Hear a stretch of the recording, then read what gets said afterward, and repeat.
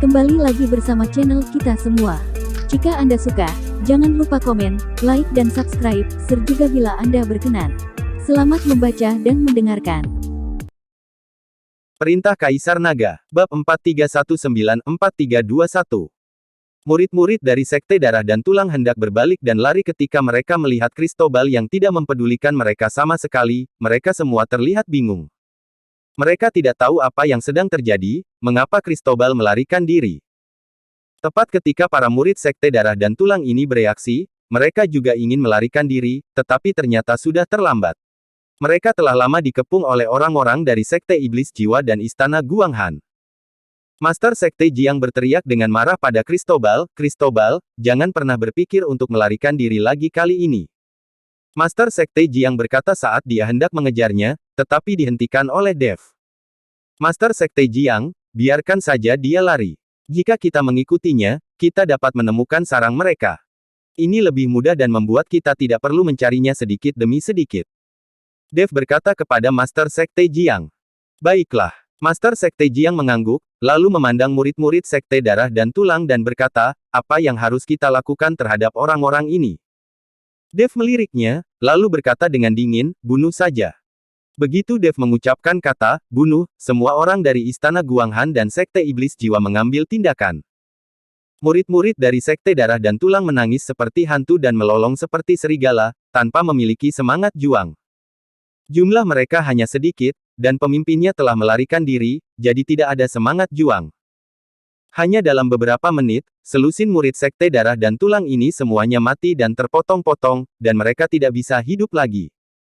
Dev adalah orang pertama yang mengejar Cristobal, menggunakan langkah pengendalian api, tubuh Dev sepertinya telah melintasi ruang dan waktu, menghilang dalam sekejap.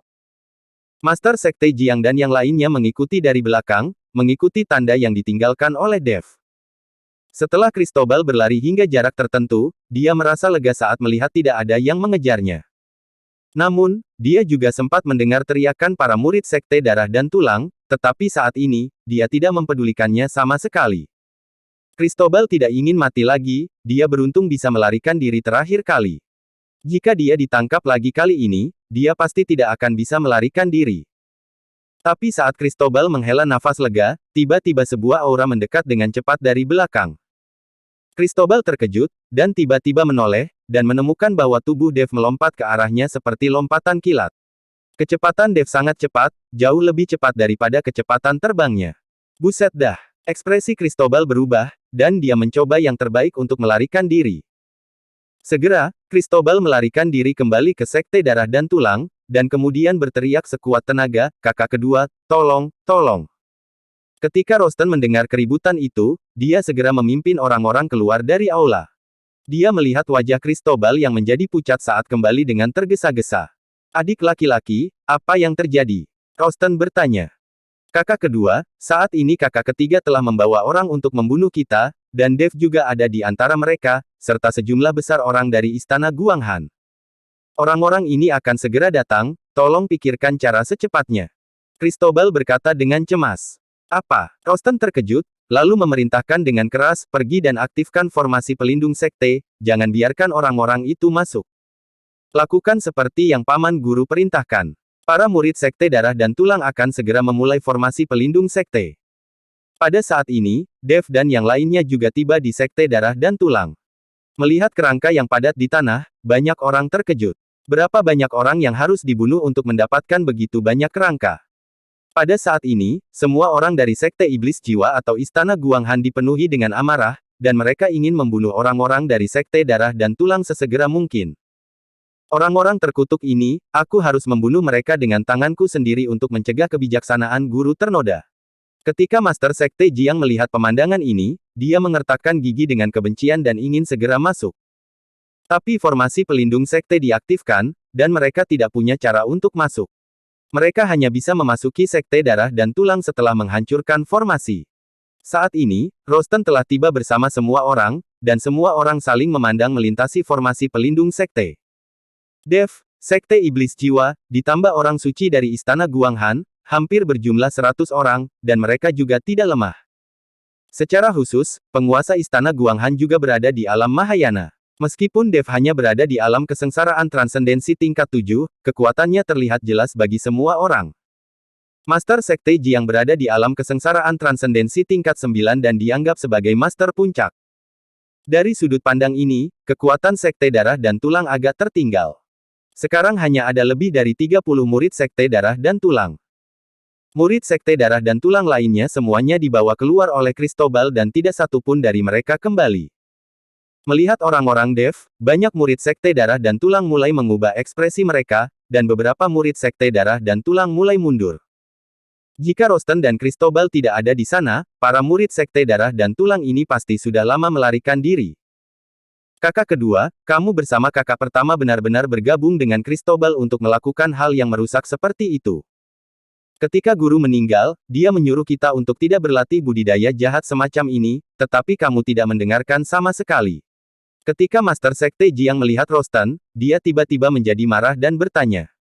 Adik ketiga, berhentilah berpura-pura menjadi sok suci. Kamu adalah orang yang paling disukai oleh guru saat itu, dan kamu memiliki bakat serta kekuatan tertinggi.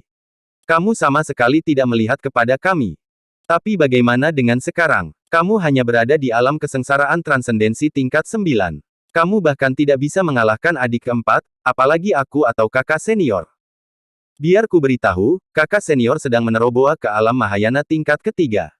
Jika saatnya tiba, dia bisa membunuhmu hanya dengan jentikan jarinya. Aku menyarankanmu untuk membawa orang-orangmu segera keluar dari sini. Kita tidak akan berkonflik satu sama lain, dan aku tidak ingin melihat orang-orang dari keluarga yang sama berkelahi satu sama lain. Rosten ingin Master Sekte Jiang membawa semua orang pergi. Jika pertempuran benar-benar terjadi, Sekte Darah dan Tulang akan sangat terancam, dan latihan kakak laki-laki mereka juga akan terganggu dan dihentikan.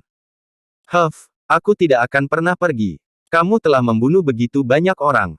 Aku harus membunuhmu untuk menghibur roh guru di surga. Master Sekte Jiang mendengus dingin, dia tidak akan pernah pergi. Sungguh konyol kalau kalian masih ingin membunuh kami. Kalian bahkan tidak bisa untuk menerobos formasi pelindung sekte ini. Rosten tahu bahwa dengan formasi pelindung sekte, tidak akan mudah bagi Dev dan yang lainnya untuk membobol Sekte Darah dan Tulang. Master Sekte Jiang berhenti berbicara, karena dia juga dapat melihat bahwa formasi pelindung di gunung ini memang tidak mudah untuk dihancurkan. Sekarang mereka diisolasi dari luar, mustahil untuk membunuh orang-orang dari Sekte Darah dan Tulang ini. Kamu ingin menghentikan kami hanya dengan menggunakan formasi ini. Dev sedikit mengangkat sudut mulutnya dan berkata, apa, kami? Rosten hendak mengejek Dev, tapi dia melihat Dev perlahan melangkah maju dan dengan lembut menekan dengan satu tangan pada formasi pelindung sekte. Formasi pelindung sekte yang awalnya kuat sebenarnya sedikit bergetar di bawah telapak tangan Dev, dan kemudian retakan berbentuk jaring laba-laba terlihat dengan mata telanjang. Melihat formasi pelindung sekte akan segera dipatahkan, Rosten dan yang lainnya benar-benar bingung. Mereka membayar mahal untuk menyewa master formasi untuk mengatur formasi pelindung sekte ini. Bagaimana formasi itu bisa dipatahkan dengan mudah di tangan Dev? Mungkinkah orang ini juga tahu cara membuat formasi? Melihat formasi pelindung sekte akan segera dipatahkan, Cristobal mulai panik. Kakak kedua, apa yang harus kita lakukan? Cristobal bertanya. Apa lagi yang bisa kita lakukan? Jika kita bertarung dengan mereka, kita hanya bisa bertarung untuk menahannya. Selama kakak senior menerobos alam Mahayana tingkat ketiga dan keluar dari pengasingan, tidak ada dari orang-orang ini yang akan selamat. Mata Rosten dipenuhi dengan keganasan, lalu dia tiba-tiba melompat. Ketika Cristobal dan yang lainnya melihat ini, mereka juga bergegas maju. Terlihat Rosten melambaikan telapak tangannya, dan sekelilingnya dipenuhi kabut berdarah. Dari tulang putih padat Sekte Darah dan Tulang, energi jahat terus berkumpul. Segera, energi jahat ini berubah menjadi 4 monster aneh. Monster-monster ini berukuran besar, dan auranya sangat ganas. Monster ini diubah dari roh jahat, jadi meskipun Dev mengeluarkan monster ilahi, monster ini tidak akan takut, mereka bukanlah monster sungguhan. Kakak kedua sangat kuat. Melihat cara Rosten, Cristobal tiba-tiba berteriak kegirangan.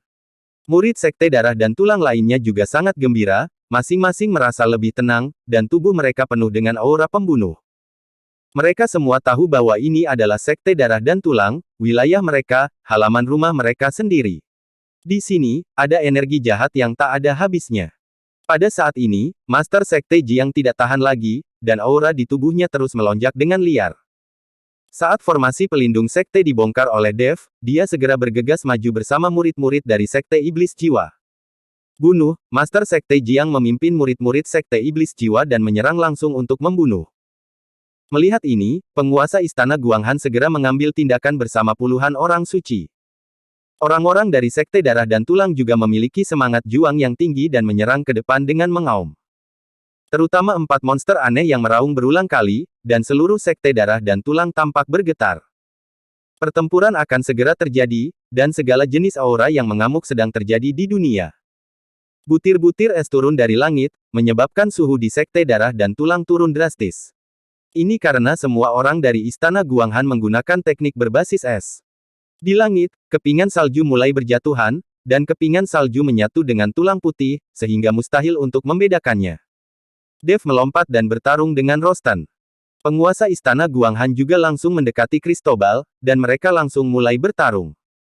Meskipun murid-murid Sekte Darah dan Tulang yang tersisa dibantu oleh 4 monster aneh, mereka dikepung oleh hampir 100 biksu dan dengan cepat berada dalam posisi yang dirugikan. Nak, ternyata kamulah yang menghancurkan tubuh adik laki-laki keempatku, dan kamu juga membunuh Quintus. Meskipun Quintus bukan murid Sekte Darah dan Tulang kami, dia masih memiliki hubungan kerjasama dengan kami. Hari ini adalah saat ketika dendam lama dan baru diselesaikan bersamaan. Aku akan menghancurkanmu. Rostan memelototi Dev dan berkata, "Hah, hanya kamu. Kamu telah melihat nasib Quintus. Kamu akan menjadi seperti dia hari ini." Dev mendengus dingin. Lelucon apa, bagaimana Quintus bisa dibandingkan denganku? Di Sekte Darah dan Tulang, aku bisa membunuhmu meskipun aku tidak melakukannya. Jangan lupa bahwa ini adalah wilayahku. Setelah Rostan selesai berbicara, tangannya tiba-tiba mengarah ke kakinya. Tangannya langsung dimasukkan ke dalam tulang putih padat di kakinya. Semua orang tahu kalau seluruh Sekte Darah dan Tulang ditutupi dengan tulang putih, bahkan ada beberapa gunung tulang belulang. Setiap tulang di sini adalah nyawa seseorang.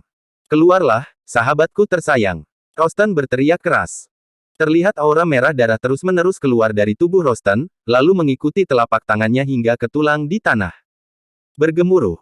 Tiba-tiba, seluruh Sekte Darah dan Tulang bergetar, seolah-olah ada gempa besar. Hal ini membuat semua orang berhenti dan melihatnya dengan heran. Boom! Suara keras terdengar, seluruh dunia berguncang, dan gunung tulang tidak jauh dari sana juga bergetar, dan tulang-tulangnya berjatuhan. Kakak-kakak. Segera, di bawah kaki Rostan, sebuah celah terbuka di tulang putih padat. Dan dari celah tersebut, aura jahat dan dingin terus memancar, menyelimuti sekeliling. Roh jahat Yin ini jauh lebih dingin daripada teknik berbasis es di Istana Guanghan. Boom! Tubuh yang tingginya puluhan meter dan terbuat dari tulang keluar dari celah. Tubuh raksasa tulang putih ini memantulkan cahaya putih, dan bertahtakan permata besar di dadanya. Permata itu berwarna merah darah dan memancarkan cahaya merah darah. Kepala raksasa tulang putih ini juga berupa tengkorak, namun ada cahaya merah yang terpancar dari matanya. Bersambung.